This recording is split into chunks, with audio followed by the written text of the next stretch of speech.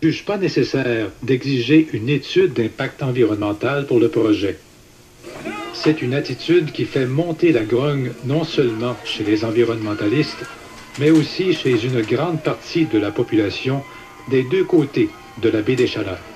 Ça faisait des années que les gens savaient, oui, c'est pollué, mais pas assez pour s'arrêter et dire non, il faut que ça cesse. C'est pas le développement, on ne veut plus s'acheminer continuellement dans le même type de développement sale, d'industrie lourde, sans responsabilité à l'égard des citoyens. Des dizaines de manifestations, certaines marquées par des confrontations avec la police, ne changent en rien la position du gouvernement. Les rapports que nous avons reçus indiquent qu'il n'y a pas de raison pour nous de dire non à ce projet-là, que ce projet-là est bel et bien dans les normes acceptables au niveau environnemental, au niveau de santé publique. Les révisions ont été faites. Il y a 38 recommandations qui doivent être respectées par Bennett avant qu'il puisse procéder à la mise en opération. Les propos du premier ministre Lord n'ont rien de rassurant pour la population qui continue à manifester son opposition au projet. Les opposants auront finalement gain de cause. L'usine n'a jamais été mise en activité. Les environnementalistes ne peuvent pas pour autant crier victoire puisque l'entreprise n'a jamais réussi à trouver des produits pour assurer sa viabilité. Aujourd'hui, l'entreprise de 30 millions de dollars est à vendre. C'est la fin pour Bennett, mais en même temps, c'est le début d'une prise de conscience par les gens de la région de la vulnérabilité de leur environnement. Il y a 50 ans, pourtant, on ne se préoccupait guère ici de l'environnement. Ce qui comptait, c'était de trouver un gros projet pour assurer la prospérité économique de la région. Le nord du Nouveau-Brunswick était une région pauvre, parsemée de communautés rurales. L'élection de Louis J. Robichaud comme premier ministre du Nouveau-Brunswick en 1960 sera le catalyseur pour un changement radical. Robichaud s'était engagé à remettre les ressources forestières et minières dans les mains des Néo-Brunswickois. Un joueur clé pour la mise en œuvre de cet engagement, James Boylan, surnommé le roi des développeurs de mines. Après des négociations tumultueuses avec Boylan, propriétaire du plus grand gisement de minerais de la province, il est convenu de construire une fonderie sur les berges de la baie des Chaleurs dans le petit village de Belle-Dune. Jacqueline Savard, une résidente de la région qui s'intéresse à l'histoire locale, parle d'un projet grandiose pour l'époque. Si on regarde ce qui s'est passé, ça a été un grand rêve, Belle-Dune, parce que les gens m'expliquaient, quand ça a commencé, c'est le complexe industriel que ça devait être. Il devait y avoir jusqu'à un métro dans ça. C'était une ville complète avec un métro. C'était un immense projet. Les gens ont rêvé, ils ont vu grand, ils voyaient 2000 emplois permanents. C'était la révolution pour le Nord, c'était le salut pour le Nord.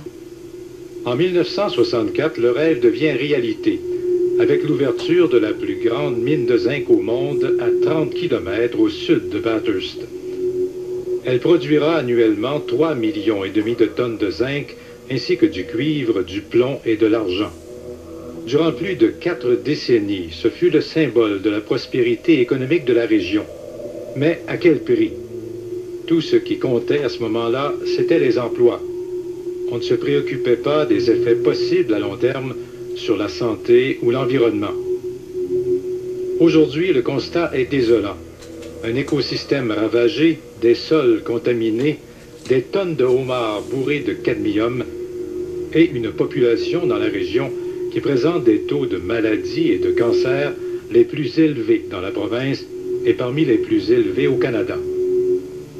Pratiquement toute cette pollution industrielle est liée à cette fonderie de zinc qui fonctionne à plein régime depuis 1966. On y fait fondre le minerai à haute température pour en extraire les divers métaux. C'est le même procédé que celui utilisé dans les fonderies du nord de la Belgique. Harry Rolls est toxicologue et a fait partie d'une équipe de chercheurs de l'Université de Louvain qui a étudié les effets du cadmium qui s'échappe des fonderies.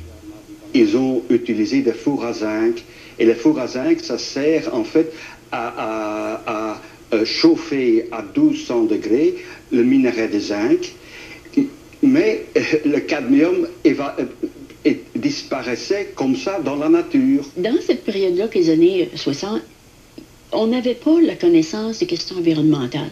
C'était même pas important. Inka Milewski est biologiste au Conseil de conservation du Nouveau-Brunswick. Écoutez, il faut se rappeler que lorsque la fonderie a commencé à produire en 1966, environ 2,5 tonnes de plomb sortaient de la cheminée, puis s'échappaient dans l'atmosphère, et ce, à chaque jour. Chaque jour, au cours des premières années d'activité, des tonnes de plomb s'échappaient de la fonderie et étaient déposées dans un rayon que j'estime être personnellement d'environ de 4 à 6 km de l'usine. Donc, dans ce rayon de 4 à 6 km, certaines propriétés ont des niveaux élevés de plomb, d'arsenic et, dans certains cas, de thallium et de cadmium. À l'intérieur de la fonderie, la poussière de plomb était omniprésente. Les travailleurs sont peu conscients des risques pour leur santé. Les masques obligatoires n'étaient pas très étanches. Quand on les enlevait, des cernes noires étaient visibles autour du nez et de la bouche. Souvent, les travailleurs rentraient à la maison sans avoir pris de douche et portant encore leurs vêtements de travail enduits de poussière de plomb et autres métaux toxiques. Roland Haché est député de Nigadou-Chaleur depuis 1999.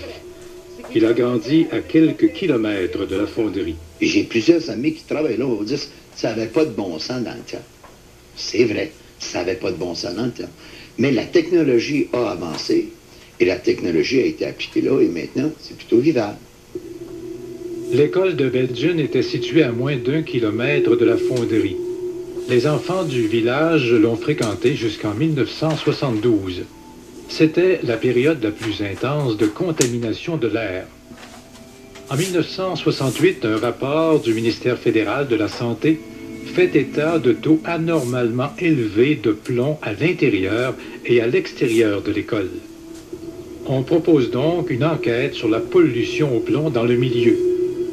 La recommandation est ignorée par les autorités provinciales et le rapport n'est jamais dévoilé. Carmen Como a habité Belgium presque toute sa vie. Les cheminées font partie de son paysage quotidien. Enseignante à la retraite, elle rappelle les conditions qui existaient souvent à l'école. Il y avait des fois, sous certaines conditions atmosphériques et des directions du vent, si la direction du vent emmenait la fumée vers l'école et que la pression atmosphérique était basse, c'était nécessaire de fermer l'école pour le reste de la journée parce que c'était pas vivable, on ne pouvait presque pas respirer. L'école de Belgium ferme ses portes en 1972. On en construit une nouvelle à 3 km à l'ouest de la fonderie. Les élèves ne respireront plus les émanations de plomb, mais les dommages à l'écosystème ne font que débuter. La fonderie est située sur la pointe de Belgium qui forme une saillie dans la baie des Chaleurs. Les résidents surnommaient cet endroit le Gully. Au printemps, on y pêchait le caplan et l'été, les résidents s'y baignaient. Cette lagune était en quelque sorte un petit coin de paradis. Ces images aériennes en font foi. En quelques années, l'activité industrielle change à tout jamais le milieu naturel. Le petit coin de paradis est devenu un lieu de déversement pour un cocktail de produits toxiques. Eh bien, cette lagune est devenue un site de déversement pour les effluents de la fonderie. Et au cours des années, c'est tout simplement rempli. Cette lagune n'existe plus. Au cours des années 70, la fonderie évacuait plus d'une centaine de tonnes